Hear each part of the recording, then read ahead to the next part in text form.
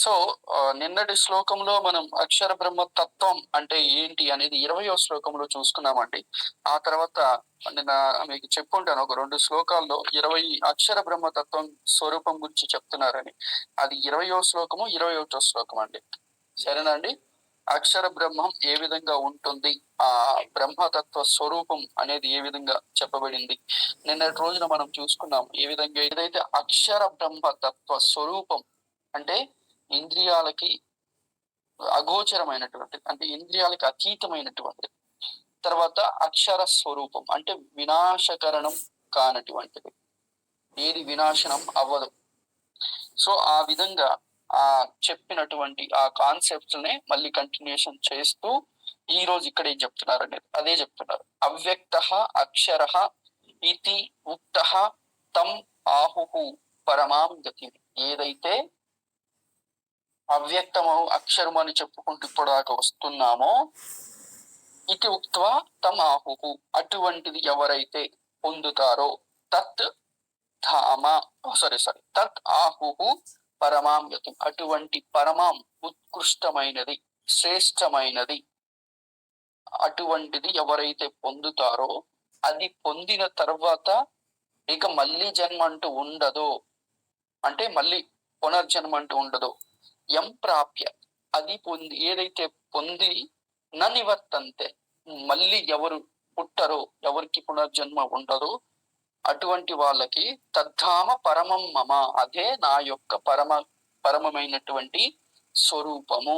తత్తు ధామ పరమం మమ, అదే నా యొక్క పరమం అంటే తెలుసు మనకి, శ్రేష్టమైనటువంటి. ధామ అంటే స్వరూపం, అదే నా యొక్క పరమమైనటువంటి స్వరూపం అని ఇక్కడ చాలా స్పష్టంగా విష్ణు యొక్క స్వరూపము, బ్రహ్మ యొక్క స్వరూపాన్ని ఈ విధంగా దేవ స్వరూపాన్ని ఇక్కడ చెప్తున్నారు అని సింపుల్ గా ఈ యొక్క మీనింగ్ అండి. ఇంకొకసారి చూడండి.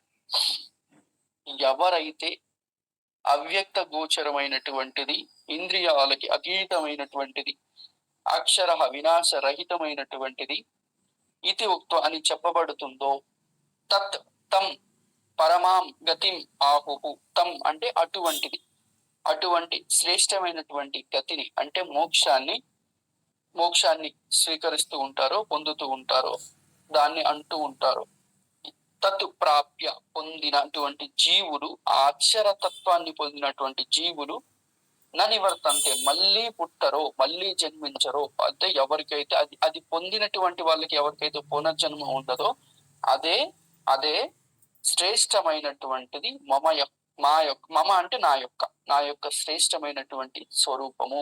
ధామం అంటే పదం అని అర్థం అన్నట్టు. సో ఈ విధంగా ఈ శ్లోకంలో బ్రహ్మ స్వరూపం ఎలా ఉంటుంది అని చెబుతూ, ఎవరైతే పొందుతారో వాళ్ళు మళ్ళీ ఆ బ్రహ్మతత్వాన్ని పొంది మళ్ళీ పునర్జన్మను పొందరో, అటువంటి వాళ్ళు నా యొక్క స్వరూపాన్ని పొందారు అని చెప్పడం. ఓకే అండి. సో మీ అందరికి అర్థమైందని నేను అనుకుంటున్నాను. ఈ విధంగా 21వ శ్లోకం అక్షర బ్రహ్మ తత్వ స్వరూపాన్ని గురించి చెప్తుంది. ఓకే అండి. అంటే ఆ పదాన్ని పొందితే దేనితో సమానము మనమని, అంటే మనం ఈ వీటన్నిటిని అభ్యాసేనతు వైరాగ్యం అని ఉంటుంది కదా, అభ్యాసం చేత వైరాగ్యం, ఈ 2 మార్గాల చేత మనసుని నియంత్రణ చేస్తూ దైవ స్వరూపాన్ని భక్తితో, అదే శ్లోకం నెక్స్ట్ లో వస్తుంది, అనన్యమైనటువంటి శ్రద్ధ భక్తుల చేతనే మనం పరమేశ్వరుని పొందుతామనే కాన్సెప్ట్ ని అక్కడ 6వ అధ్యాయంలో చెప్పినటువంటి ఆ 2 టెక్నిక్స్ ని, అంటే 2 గొప్పనైనటువంటి ఉపాయాలను బేస్ చేసుకొని ఏ విధంగా అయితే మనము మన జీవితంలో కొన్ని విషయాలు మన అభ్యాసం చేసి మనం ఆ పనుల్లో పరిపూర్ణత పొందుతాము. సో చాలా విషయాలు ఉంటాయి అన్నట్టు. ఎగ్జాంపుల్ గా మీ ముందు మీరే చాలా చూసుకోవచ్చు.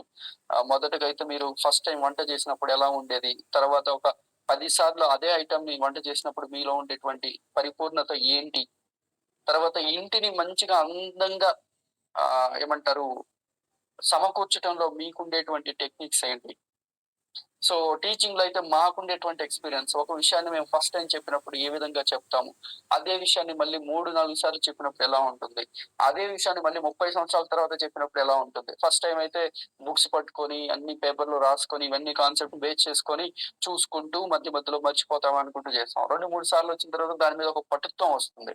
అదే ఒక 5-6 సంవత్సరాల తర్వాత అదే విషయాన్ని రెగ్యులర్ గా చెప్తూ ఉన్నామంటే ఆ విషయానికి సంబంధించిన పరిపూర్ణమైనటువంటి జ్ఞానం, పరిపూర్ణం అంటే 80-90% జ్ఞానం వస్తూనే ఉంటుంది. అది ఇంకా పరిపూర్ణత పొందుతూ ఉందంటే అప్డేషన్ ఎప్పుడు అవుతూనే ఉంటుంది. ఏ విధంగా అయితే మన మొబైల్లో ఒక్కొక్క అప్లికేషన్ అప్డేట్ అవుతూ ఉంటుందో ప్రత్యేక వారంలో లేకపోతే 15 డేస్‌కో మీకు కూడా వస్తుంది కదండీ!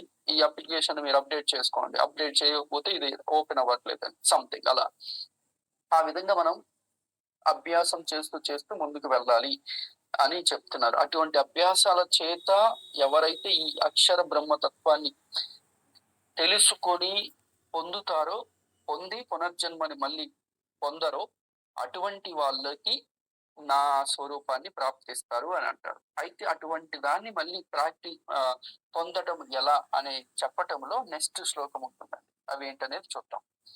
ఓకే, ఇప్పుడు చెప్పండి ఎవరు చదువుతారు? సార్ నన్ను చదివించరా? నిన్ను చదివించాలమ్మా? Okay, very good. చదవమ్మా. ఎలా చదవాలంటే నేను చదువుతాను, నువ్వు చదవాలి. సరేనా? చదువుతావా? Okay, very good. పురుషః పురుషః సహ సహ పరః పరః పార్థ పార్థ భక్త్యా భక్త్యా లభ్యా లభ్యా లభ్యః లభ్యః తు తు అనన్యయా అనన్యయా యస్య యస్య అంతస్థాని అంతస్థాని భూతాని భూతాని భూతాని భూతాని ఏన ఏన సర్వం సర్వం ఇదం ఇదం తతం. తతం. ఓకే. పురుషః పురుషః సహ పరః సహ పరః పార్థ పార్థ భక్త్యా భక్త్యా లభ్యః తు లభ్యః తు అనన్యయా అనన్యయా యస్య అంతస్థాని యస్య అంతస్థాని భూతాని భూతాని ఏన సర్వం ఏన సర్వం ఇదం తతం. ఇదం తతం.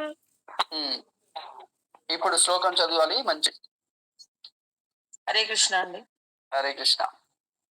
పురుషః స పరః పార్థ భక్త్యా లభ్యస్త్వనన్యయా యస్యంతః స్థాని భూతాని ఏన సర్వమిదం తతం. ఓకే. హరే కృష్ణ. హరే కృష్ణ. ఇంకెవరైనా చదువుతారా? హరే కృష్ణ అండి. రాదే. నెక్స్ట్ ఝాన్సీ గారు. పురుషః స పరః పార్థ భక్త్యా లభ్యస్త్వనన్యయా యస్యాంతస్థాని భూతాని ఏన సర్వమిదం తతం. ఓకే అండి.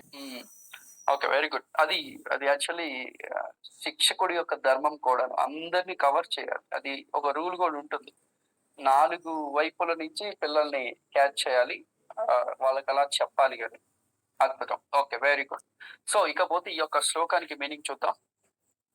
ఈ శ్లోకంలో అర్థం చెప్పబడింది. ఈ విధంగా అయితే ఇప్పుడు నేను ముందు మీకు ప్రస్తావన తోడ్పరగా ఏం చెప్పాను అంటే, మనం అన్ని విషయాలని పక్కన పెట్టేసి అభ్యాసం అంటే వైరాగ్యం. కొన్ని విషయాల్లో వైరాగ్యం ఉండాలి, కొన్ని విషయాల్లో ఉండాలి, కొంచెం ప్రీతి అనేది ఉండాలి, ఇష్టం అనేది ఉండాలి, కానీ మొత్తం ప్రీతి అనేది ఉండకూడదు.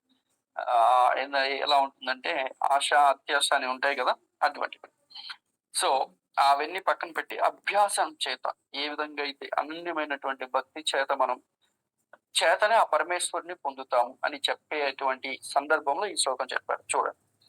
పురుషః సహ పరః పార్థ భక్త్యా లభ్యస్త్వనన్యయా యస్య అంతస్థాని భూతాని ఏన సర్వమిదం తథం అని చెప్తున్నారు ఈ శ్లోకంలో. ఇక్కడ చూడండి, పార్థ మీ అందరికి తెలిసిందే, అర్జున్ని ఉద్దేశించి ఉద్బోధిస్తున్నారు, ఆయనకి సంబోధిస్తున్నారు, ఓ పార్థ, ఓ అర్జున అని. ఇకపోతే ఇక్కడ నెక్స్ట్ చెప్పినటువంటి పదాల యొక్క కూర్పు ఏ విధంగా ఉంది? భూతాని, భూతాని అంటే మనమే, జీవులందరూ అంటాం కదా. యస్య యవని, అంతస్థాని లోపల, అంతస్థాలు అంటే లోపల ఉండేటువంటి, బహిస్థాలు అంటే బయట ఉండేటువంటి వస్తువు. ఏన యవని చేత, ఇదం ఈ, సర్వం జగత్తు అంతా, తత్ తతంతు తతంతు వ్యాప్తమై ఉంటుందో, సహ అటువంటి, ఆ పరహ పరుడైన, పురుష పురుషుణ్ణి అంటే పరమేశ్వరుణ్ణి, భగవంతుణ్ణి, అనన్యయ ఏకాంతమైన, అనన్యయ అన్యయ అనన్యయ ఏకాంతమైన, భక్త్య భక్తి చేత, లభ్య పొంద సాధ్యము. ఓకే, ఎవరి ఈ భూతాలందరూ అంటే ఈ జీవులందరూ ఎవరి లోపల, ఎవరి చేత ఈ జగత్తంతా వ్యాప్తమై ఉంటుంది, ఎవరి లోపల ఉంటారో అంటే ఎవరి చేత ఈ భూ మండలం అంతా, ఈ లోకమంతా వ్యాప్తమై ఉంటుందో అటువంటి పరమమైనటువంటి పురుషుణ్ణి పొందాలి. పొందటానికి ఏమంటే మార్గం, ఏకాంతమైన భక్తి చేతనే అటువంటి పరమ పురుషుణ్ణి మనం పొందుతాము అని ఇక్కడ చెప్పడం. అంటే చూడండి, మన సమస్త భూతాలు ఎవని యందు వెలేచున్నాయో, మనమంతా మన ప్రాణాలన్నీ ఎవరి దగ్గర ఉన్నాయి, మనమంతా ఎవరి అంతఃస్థలంగా ఉన్నాము అంటే భగవంతుని యొక్క అంతఃస్థలంగా ఉన్నాము. తర్వాత ఈ ప్రపంచం అంతా ఎవరితో వ్యాప్తమై ఉంటుంది, ఎవరితో పరిపూర్ణంగా ఉంటుంది అంటే ఆ పరమాత్మని యొక్క ఆశీస్సులతోనే ఉంటుంది. భలే మనం విభిన్నమైనటువంటి మార్గాలు, విభిన్నమైనటువంటి భక్తులు, విభిన్నమైనటువంటి ధర్మాలు, విభిన్నమైనటువంటి మతాలు ఎన్ని ఉన్నప్పటికీ కూడాను అంతిమ లక్ష్యం ఎక్కడైనా మీరు చూడండి, మన హిందూ ధర్మంలో మోక్షం అని చెప్తాం. హిందూ అనే పదం మనం సృష్టించుకున్నటువంటి పదం కాదండి. అది కూడా నిన్న ఒక రోజు నేను ఒక వీడియో చూస్తుంటే అక్కడ హిందూ అనే పదం కూడా మనది కాదు. హిందూ అనే పదం మనల్ని ఉద్బోధించడానికి, ఎవరు ఏ విధంగా అయితే ఇక్కడ కృష్ణుడు అర్జున్ని పిలవటానికి పార్థ ధనుంజయ అని పిలుస్తున్నారో, అర్జునుడి పేరు ఇన్ని రకాలుగా ఉంది, ధనుర్ధారి అని పిలుస్తారు. అదే విధంగా ఎప్పుడైతే ఆంగ్లేయులు వచ్చారో అప్పుడు వాళ్ళు హిందువులు అంటే ఇండస్ నది పక్కన ఉన్నటువంటి వాళ్ళు కాబట్టి ఇండస్ హిందూ అలా అలా చేంజ్ అవుతూ హిందూ అని వచ్చిందండి. హిందూ మతం గురించి మనం అనుకుంటాం, యాక్చువల్ హిందూ మతం కాదు, హిందూ అనేది సనాతన ధర్మం. అటువంటి వాళ్ళు ఏంటి, మన ధర్మంలో మనం ఏమంటాం, మోక్ష ప్రాప్తి అంటాం. అదే పదాన్ని దానికి డిఫరెంట్ మీనింగ్స్, లిబరైజేషన్ సంథింగ్ ఏదో ఉంది, తర్వాత కైవల్య ప్రాప్తి, నిర్వాణ ప్రాప్తి అని డిఫరెంట్ గా మనం పదాలు పెట్టుకున్నాం అన్నట్టు. సో అంతిమ లక్ష్యం అదే, భగవంతుని చేరడమే.